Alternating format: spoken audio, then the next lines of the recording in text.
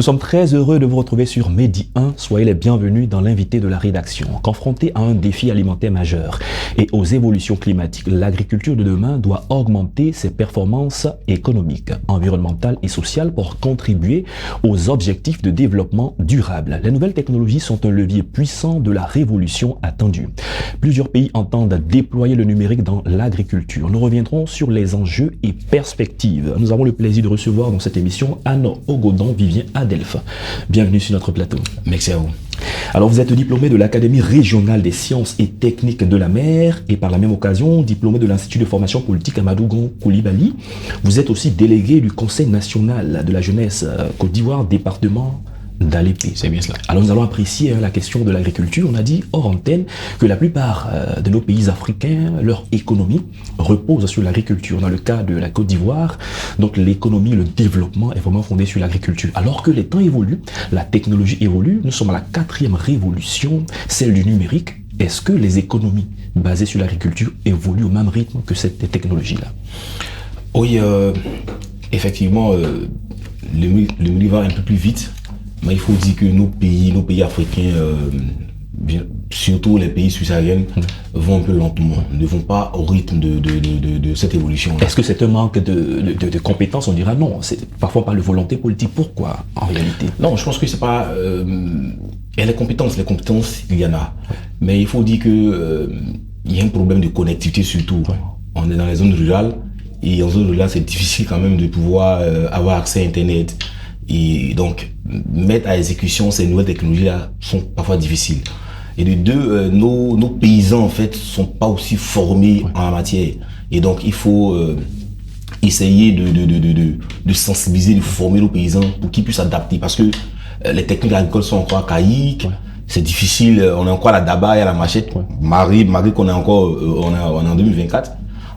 Donc, c'est un peu difficile. Ouais. Donc, il faut sensibiliser, former nos parents à ces nouveaux outils-là. Alors quand on dit déployer le numérique dans l'agriculture, qu'est-ce que ça voudrait dire simplement? Non, ça voudrait dire qu'il faut avoir une politique. C'est-à-dire que les gouvernants doivent s'asseoir, réfléchir à déployer, à organiser une politique totale vers nos paysans. Parce que l'agriculture en Afrique, généralement, c'est surtout en zone rurale que ces produits agricoles viennent. Donc, il faut aller vers ses parents, les sensibiliser, les former, et voilà. Et aussi, parce que le numérique, c'est aussi des moyens. C'est, quand on prend la robotique, l'IA, tout ça, c'est beaucoup de moyens. Et donc, il faut ingérer beaucoup de moyens financiers pour pouvoir aider ces parents-là, pouvoir s'accaparer ces nouvelles méthodes afin de pouvoir accroître leur rendement, ainsi de suite. Alors, voilà. Parlons des réalités, des difficultés dans le secteur agricole aujourd'hui par rapport à la manière dont l'agriculture est pratiquée en Afrique, et nous verrons par la suite en quoi est-ce que cette technologie, surtout le numérique dans l'agriculture, deviendra une solution pour laquelle les gouvernements doivent effectivement souscrire et s'investir. Parlons des réalités dans le oui, les défis sont énormes, il y a beaucoup de problématiques, hein. Comme je disais, le manque de moyens, les infrastructures, il n'y a pas d'infrastructure, le matériel est encore archaïque, et la pénibilité du travail, il n'y a pas de, même les engins, les machines pour travailler, il n'y en a pas. Et donc, nos parents sont obligés de vraiment utiliser les bras valides, et ça c'est difficile de produire, de faire d'énormes rendements. Ouais. Et donc, avec le numérique, qui permet l'agriculture de précision, ça permettra à nos parents de moins travailler, mais pour accroître les rendements. Et ça permettra aussi de pouvoir avoir accès au marché. Un exemple très simple, un paysan qui est dans son village, qui a juste son téléphone qui est connecté, de sa position, il peut déjà avoir accès au marché et facilement vendre.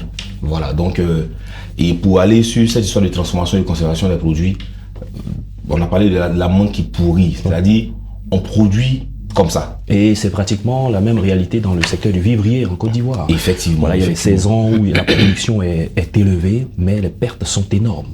Comment est-ce que le numérique peut aider à résoudre cette situation? Effectivement, le numérique, en fait, avec les données qui sont collectées, on peut prévoir. C'est-à-dire, si on a besoin de, un exemple très simple, on a besoin de 1000 tonnes cette année, on peut produire 1000 tonnes parce qu'on a besoin de 1000 tonnes. Or, les parents là, il n'y a aucune donnée. Ils produisent comme ça parce qu'il faut produire. et ils se retrouvent par exemple avec assez de produits sur le marché qui n'arrivent difficilement à écouler. Voilà. Et en plus de ça, les infrastructures routières ne sont pas aussi adaptées que ça, donc venir ajouter à tout ce qui se précède, ça rend les choses difficiles. Donc on a des pertes énormes et puis bon. Et chaque année, c'est la même chose qui se répète. Voilà. Tout à l'heure, on a parlé de l'investissement en argent, en matériel, mais l'investissement dans les hommes. On sait que dans l'agriculture, on retrouve beaucoup de femmes. Ici, en Côte d'Ivoire, on parle de l'autonomisation des femmes. Et il y a même des projets pour permettre que les femmes soient outillées dans le domaine du numérique, mais celles qui sont dans le domaine agricole. Alors, quelle opportunité de les former à l'usage de cette technologie? Effectivement, nous savons que en Côte d'Ivoire, et les femmes, quand on prend par exemple les femmes gourous, mais en Afrique, les femmes, ce sont elles qui s'occupent du grenier, ce sont elles qui, tout ce qui est culture vivrière, c'est elles qui apportent en fait ces produits-là en fait à la maison. Elles sont beaucoup dynamiques, mais comme je disais tout à l'heure, c'est encore les mêmes moyens archaïques. Avec le force physique qu'elles travaillent. Voilà. Donc il faut les former. Il faut les former, déjà même les sensibiliser, parce que quitter leurs habitudes de la daba et passer un autre modèle sera difficile. Donc il faut d'abord les sensibiliser, les intéresser et les accompagner financièrement avec ces nouvelles technologies-là pour qu'ils puissent accroître les rendements afin de pouvoir bénéficier du fruit de leur travail. Faisons un clin d'œil à la question de la riziculture. En Côte d'Ivoire, il y a un ministère créé de la riziculture pour essayer de résoudre la situation. Le ministère n'a pas fait long feu, mais la question du riz qui est importé est un problème pour les pays africains. Alors comment la technologie, comment le numérique peut aider à anticiper, peut aider à produire assez et résoudre les problèmes que nos différents pays ont dans ce secteur? Voilà, comme je disais, c'est une volonté politique. C'est une volonté politique. En termes de terres, la Côte d'Ivoire a beaucoup de terres qui peuvent... et l'Afrique est qualifiée même de grenier du effectivement, monde. pour l'agriculture, mais c'est une volonté politique. Et même avant de parler du numérique, je pense que si ces femmes qui se débrouillent, en fait, c'est dans le nord de la Côte d'Ivoire, à l'ouest et autres, qui produisent du riz, si on occupe tous ces bas-fonds, je pense que les pays peuvent essayer d'être autosuffisants. Maintenant, si on ajoute à cela, si on ajoute le volet numérique, je pense qu'avec la précision, les données, les drones, tout ça, ça peut aider en fait à optimiser et pourquoi pas avoir une Côte d'Ivoire ou bien l'Afrique totalement indépendante. Oui, justement, vous parlez tout à l'heure des drones.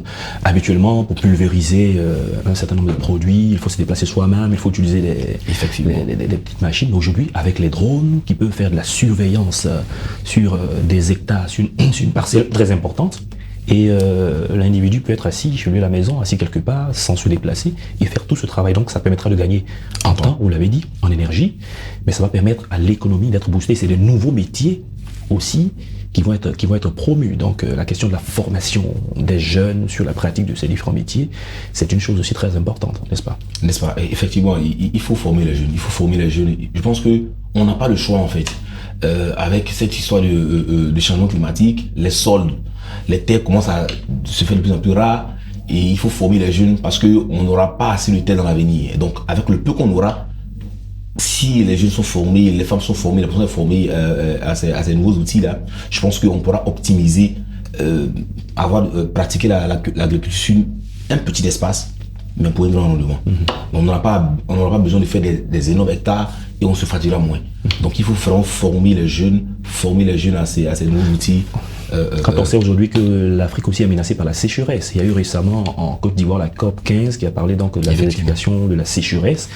Donc encourager le numérique, on a parlé de volonté politique, formation, ce sont des choses très importantes qui vont permettre d'anticiper. Nous sommes en 2024, mais avec les outils technologiques, avec le numérique, on pourrait se projeter dans l'avenir et comprendre les saisons, ce qui va se passer, de telle sorte qu'on puisse avoir des solutions. C'est bien cela? C'est bien cela. Effectivement, il faut continuer, il faut essayer de pouvoir promouvoir ces nouveaux outils-là. Il ne faut pas rester en marge et voilà, on dit l'agriculture, comme on va dire, les autres des pays se posent l'agriculture. Oui.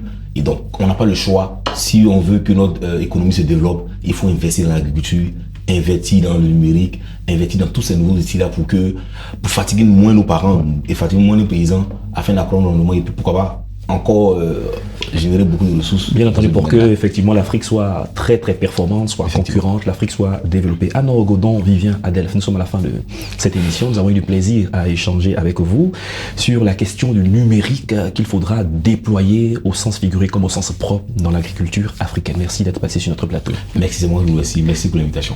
Je rappelle que vous êtes diplômé de l'Académie régionale des sciences et techniques de la mer et de l'Institut de formation politique Amadou Gon Coulibaly. C'est la fin de cette émission.